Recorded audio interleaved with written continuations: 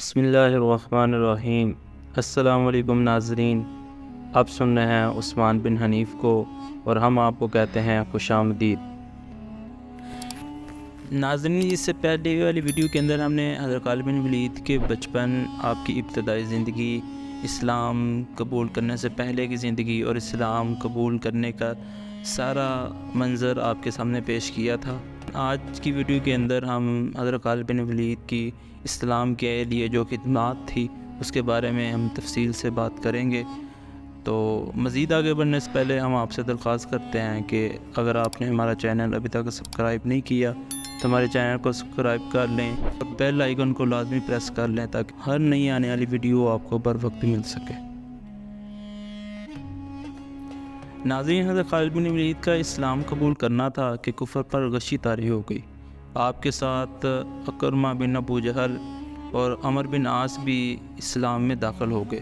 صلح حدیبیہ کے بعد حضور صلی اللہ علیہ وسلم کی زندگی کے 4 سال اور اس کے بعد حضرت ابوبکر صدیق، حضرت عمر کے دور حکومت میں حضرت خالد بن ولید کے کارناموں سے اسلام کی تاریخ مہر منیر کی مانند چمک رہی ہے۔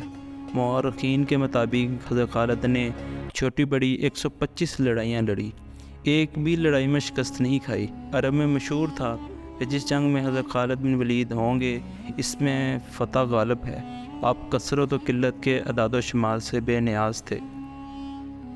دنیا کے بڑے بڑے جرنیل اسکندر، ہٹلر حضرت خالد بن ولید کی پرچھائیاں تک نہیں پہنچ سکے۔ جنگ موتا سے لے کر ایران کی سب سے بڑی لڑائی تک کون سا موقع ہے جہاں انہوں نے اسلامی تاریخ کو روشنی کیا۔ تو ناظرین، اسلام کے میں داخل ہونے کے بعد حضرت خالد بن ولید کی جو سب سے پہلے جنگ تھی وہ غزوہ موتا تھی۔ یہ پہلا غزوہ ہے جس میں حضرت خالد بن ولید رضی اللہ تعالیٰ عنہ اسلام لانے کے بعد شریک ہوئے اور یہ غزوہ آپ ہی کے ہاتھوں فتح ہوا۔ شرحبیل والے بصرہ کے پاس حضرت حارث بن عمیر کو خط دے کر روانہ کیا گیا۔ دنیا بھر میں قاصد کی عزت اور جان کی حفاظت فرض سمجھی جاتی ہے، لیکن اپنی طاقت کے بلبوتے شرحبیل نے حضرت حارث رضی اللہ تعالیٰ عنہ کو نہایت بے عزتی سے شہید کرا دیا۔ جب حضور صلی اللہ علیہ وسلم کو اپنے قاصد کی شہادت کی خبر ملی تو سخت صدمہ ہوا۔ کچھ عرصہ تو آپ صلی اللہ علیہ وسلم یہودیوں کے مخالفت دبانے میں مصروف رہے، لیکن یوں ہی اس طرف سے اطمینان حاصل ہوا۔ حضور صلی اللہ علیہ وسلم نے 30,000 مسلمانوں کے لشکر حضرت حارث بن عمیر کا قصاص لینے کے لیے روانہ کیا۔ لشکر کی امارت حضرت زید بن حارثہ کے سپرد ہوئی۔ روانگی سے پہلے حضور صلی اللہ علیہ وسلم نے ہدایت فرمائی کہ اگر زید بن حارثہ شہید ہو جائیں تو جعفر ابن ابی طالب لشکر کے امیر ہوں گے، اور اگر جعفر بھی شہید ہو جائیں تو عبداللہ بن رواحہ امیر ہوں گے۔ اس کے بعد مشورے سے سردار مقرر کیا جائے۔ حضور صلی اللہ علیہ وسلم نے آپ کو دعا دے کے لشکر کو الوداع روانہ کر دیا۔ اس کے بعد آپ واپس تشریف لے آئے۔ موتا سرزمین شام کا ایک چھوٹا سا قصبہ ہے۔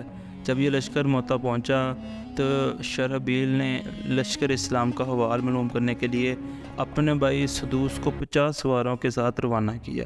مشرکین کا یہ گروہ مسلمانوں کی بے خبری میں پہنچا اور جنگ شروع ہو گئی۔ چاچا سدوس مارا گیا۔ شرحبیل نے اپنے بھائی سدوس کے قتل کی خبر سن کر خوفزدہ ہو گیا اور قلعے میں پناہ لی۔ پھر وہاں سے ایک اور بھائی کو کیسر روم کے پاس جو یلغار میں تھا مدد لانے کے لیے بھیجا۔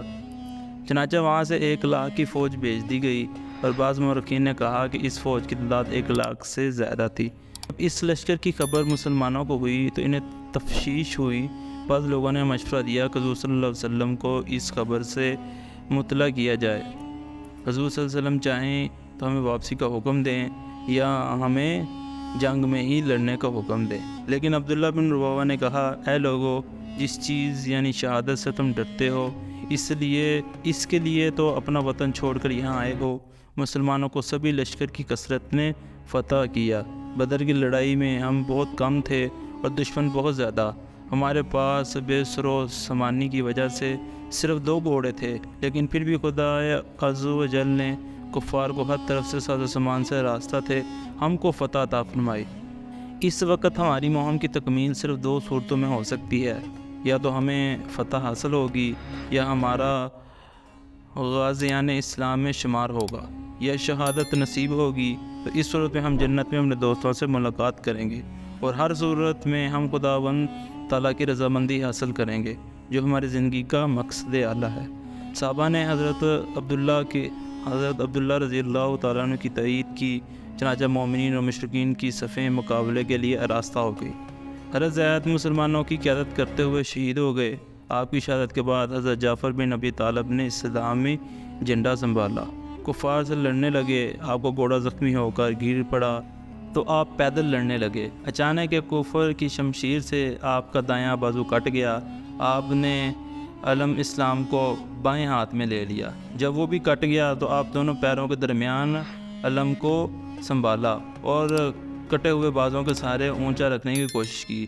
اسی اثنا میں ایک کافر نے آپ کی کمر پر ایسے تلوار ماری کہ 2 ٹکڑے ہو گئے۔ آپ کی شہادت پر عبداللہ بن رواحہ نے جھپٹ کر اسلامی جھنڈا اسلام کو اٹھا لیا۔ کفار سے مقابلہ کرنے لگے، لیکن بہت سے کافروں کو جہنم پہنچا کر آپ بھی شہید ہو گئے۔ لڑائی کا عنوان ابتدائی سے کچھ بگڑا ہوا تھا۔ ان سرداروں نے شہید ہونے سے کفار کی ہمت اور بڑھ گئی۔ مشورے سے حضرت خالد بن ولید امیر لشکر ہوئے تو مسلمان خوفزدہ ہو کر بھاگ رہے تھے۔ یہ حال دیکھ کر حضرت خالد بن ولید کے اشارے سے، مسلمانوں میں تم سے پوچھتا ہوں، آخر تم موت سے بھاگ کر کہاں جا سکتے ہو؟ وہ تو تمہیں ہر جگہ آ پکڑے گی، پھر کیوں نہ میدان جنگ میں مردوں کی طرح جان دے دیں؟ ذرا ووٹ تو کرو، اللہ کے راستے میں جہاد کرتے ہوئے شہید ہونا اچھا ہے یا بزدلوں یا مردوں کی طرح بھاگتے ہوئے پشتوں پر دشمن کے تیر کھا کر نامرادی اور ذلت کی موت مرنا؟ یاد رکھو، جو لوگ موت سے ڈر کر بھاگتے ہیں، دنیا کے کسی حصے میں انہیں ذلت، خوف، نامرادی سے نجات نہیں ملتی۔ ایک مومن کی سب سے بڑی کامیابی یہی ہے کہ وہ مردانہ وار مقابلہ کرتے ہوئے سینے پر زخم کھائے اور سرخرو ہو کر اپنے معبود کے دربار میں پہنچ جائے۔ کیا تم اس معمولی سی بات کو نہیں سمجھتے کہ اگر یوں ہی بھاگتے رہے تو کافر تم میں سے ایک کو بھی گھر تک نہ پہنچنے دیں گے، تو تم سب بزدلوں کی موت مارے جاؤ گے؟ یہ سن کر مسلمان سنبھلے اور حضرت خالد بن ولید رضی اللہ تعالیٰ نے حیرت انگیز پھرتی اور ہوش مندی کے ساتھ انہیں منظم کر کے دشمن کو آگے بڑھنے سے روکا۔ لڑائی پورے زور پر تھی کہ شام ہو گئی۔ دونوں لشکروں نے اپنے اپنے پڑاؤ کا رخ کیا۔ صبح ہوئی تو حضرت خالد بن ولید نے صفوں کا رخ بدل دیا۔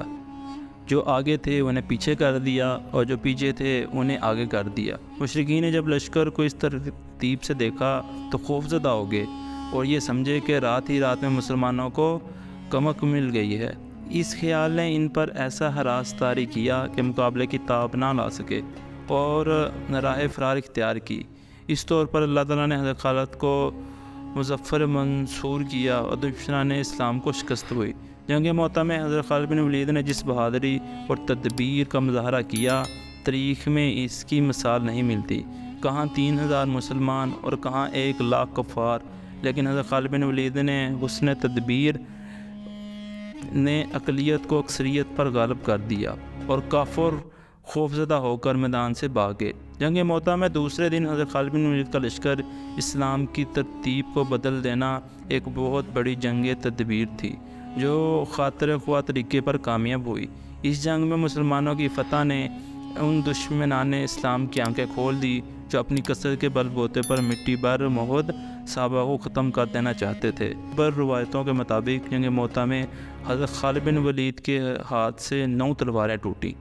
جنگ موتا سے فارغ ہونے کے بعد حضرت خالد بن ولید نے مدینہ کا رخ کیا اور راستے میں ان قلعوں والوں کا محاصرہ کیا جنہوں نے جاتے وقت پریشان کیا تھا۔ ان قلعوں کو فتح کر کے ان پر قبضہ کر لیا۔ جنگ موتا میں لشکر اسلام کے امراء کے علاوہ 10 اور جلیل و قدر صحابی بھی شہید ہوئے۔ معتبر ذرائع سے ثابت ہوتا ہے کہ اللہ تعالیٰ نے جنگ موتا کے تمام حالات سے اپنے رسول صلی اللہ علیہ وسلم کو مطلع کر دیا تھا اور رسول صلی اللہ علیہ وسلم نے اپنے صحابہ کو لڑائی کے حالات سے آگاہ فرما رہے تھے۔ چنانچہ آپ نے ارشاد فرمایا، زید رضی اللہ تعالیٰ نے جھنڈا اٹھایا اور وہ شہید ہوئے، پھر جعفر نے جھنڈا سنبھالا، وہ شہید ہو گئے، اور ان کے بعد ابن رواحہ نے علم اسلامی کو لیا تو وہ بھی شہید ہو گئے۔ ان الفاظ کو ادا کرتے ہوئے حضور صلی اللہ علیہ وسلم نے مبارک آنکھوں سے آنسو جاری تھے۔ آپ صلی اللہ علیہ وسلم نے فرمایا ابن رواحہ کے بعد خالد رضی اللہ تعالیٰ عنہ نے جو خدا کی تلوار ہیں علم سنبھالا اور فتح پائی، بھی فرمایا یا الہی خالد تیری تلوار ہے، تو ہمیشہ ان کو فتح مند رکھیو۔ اسی دن سے حضرت خالد بن ولید کا لقب سیف اللہ ہو گیا۔ سید کونین صلی اللہ علیہ وسلم نے حضرت خالد بن ولید کے حق میں جو دعا فرمائی، شرف قبولیت تو حاصل ہونا ہی تھا، لیکن ان کی دعا کی برکت سے خالد بن ولید کا دل و دماغ جنگی قابلیتوں میں مخزن بن گیا۔ حضرت عمر کی خلافت کے 5ویں یا 6 سال حضرت خالد بن ولید رضی اللہ تعالیٰ عنہ مدینہ میں وفات پائی۔ آپ مرض الموت میں فرماتے تھے کہ میں نے عرصہ تک مشرکین کے خلاف جہاد کیا اور کئی جنگوں میں جامع شہادت کی طلب میں جان توڑ کر لڑائی کی۔ آپ اپنے آپ کو بارہا ہزاروں کفار کے نرگے میں ڈال دیا، لیکن افسوس شہادت کی آرزو پوری نہ ہوئی۔ میرے جسم پر کوئی جگہ ایسی نہیں جہاں تلوار یا نیزے کا نشان نہ ہو، لیکن افسوس مجھے موت نے بستر پر آ دبوچا، میدان جنگ میں شہادت نصیب نہ ہوئی۔ اسلام کا یہ بہادر سپاہی یہی حسن لیے اللہ کو پیارا ہو گیا۔ تاریخ شاہد ہے کہ جس نے ایک دلی اور حوصلے سے حضرت خالد بن ولید نے امیر المومنین کے احکام کی تعمیر کی، اور اس کی مثال نہیں ملتی۔ فوجیوں کا سپہ سالار قدرت رکھنا اپنے احکامات منوا لے، لیکن جس نے اپنے آپ کو رائے خدا میں وقف کر دیا وہ ذاتی شان و شوکت کا محتاج نہیں ہوتا۔ حضرت خالد بن ولید کی وفات کے بعد جب ان کے ثاثے کا جائزہ لیا گیا تو معلوم ہوا کہ آپ نے ایک غلام، ایک گھوڑے اور چند ہتھیاروں کے سوا کچھ نہیں چھوڑا۔ اللہ دنیا کا سب سے بڑا جرنیل ذاتی اثاثے کی یہ کیفیت اس سے صاف ظاہر ہے کہ ان کی زندگی کا مقصد نہ ذاتی وجاہت تھا اور نہ پرتکلف زندگی، بلکہ راہ خدا میں شہادت طلب ہی ان کا مقصد حیات تھا۔ ان کی جان اللہ کی راہ میں وقف تھی اور کمال میں بھی اللہ تعالیٰ کی راہ میں صرف ہوا۔ جب حضرت عمر رضی اللہ تعالیٰ عنہ کو ان کی وفات کی اطلاع ملی تو بے حد غمگین ہوئے۔